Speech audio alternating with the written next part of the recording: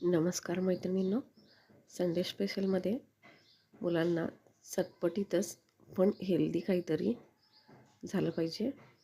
चला तर मग असा चटपटीत आणि हेल्दी हा बीटचा पराठा आपण बनवतो आहे.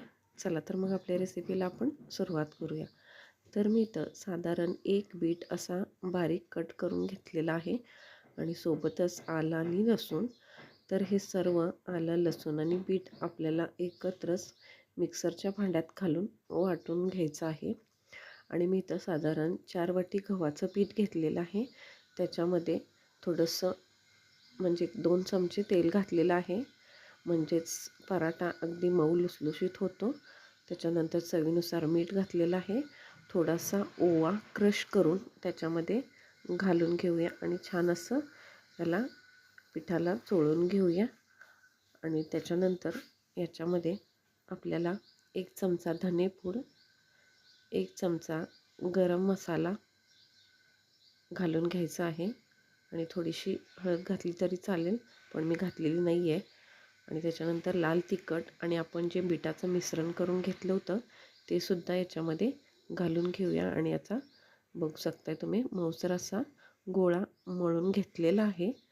आता आपण एक गोळा पोळपाटावरती घेऊया आणि अशाच प्रकारे पीठ लावून याला आपण जशी चपाती लाटतो तसं लाटून घेऊया. जास्त जाड पण नाही आणि जास्त पातळ पण नाही, अशा प्रकारे याला लाटून घ्यायचं आहे. कलर किती छान आला आहे तुम्ही बघू शकताय. मस्तच आपला पराठा लाटून झालेला आहे आणि आपण याला आता तव्यावरती टाकून घेतलेला आहे. तर याला तूप लावून मस्तपैकी अगदी मंद आचेवर छान असं भाजून घेऊया.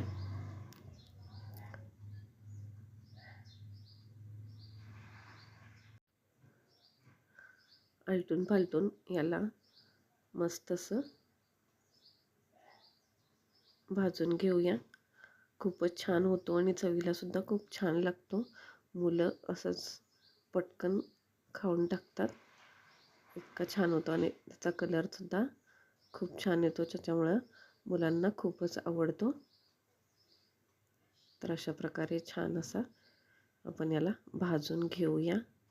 माझ्या रेसिपी जर तुम्हाला आवडत असतील तर नक्की माझ्या चॅनलला सबस्क्राईब करा आणि आपल्या रेसिपीला लाईक शेअरसुद्धा करत जा. बघा आता कशा प्रकारे आपण हा पराठा भाजून घेतो आहे.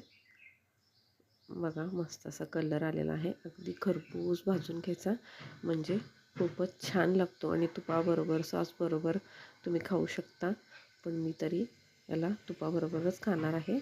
आणि बघा इथं आपले सर्व पराठे तयार झालेले आहेत, अगदी मऊ लुसलुशीत असे. वैसा नहीं दिखाने का, वो पहली वीडियो में दिखाने का.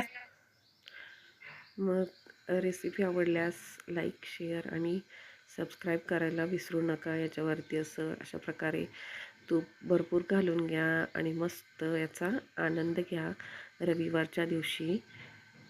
बघा किती मस्त. चला तर मग